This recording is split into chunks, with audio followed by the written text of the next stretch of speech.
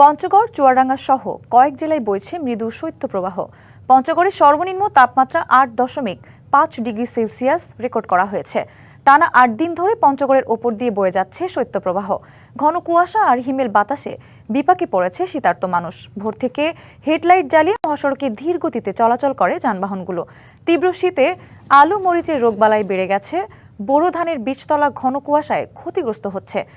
এদিকে চুয়াডাঙ্গায় আবারও শুরু হয়েছে মৃদু শৈত্যপ্রবাহ। কনকনে শীতে বিপর্যস্ত হয়ে পড়েছে জনজীবন। সকাল থেকে সূর্যের দেখা মিললেও উত্তর দিক থেকে আসা হিমেল বাতাসে শীতের তীব্রতা আরও বেশি অনুভূত হচ্ছে। খুব প্রয়োজন ছাড়া মানুষ ঘর থেকে বের হচ্ছেন না।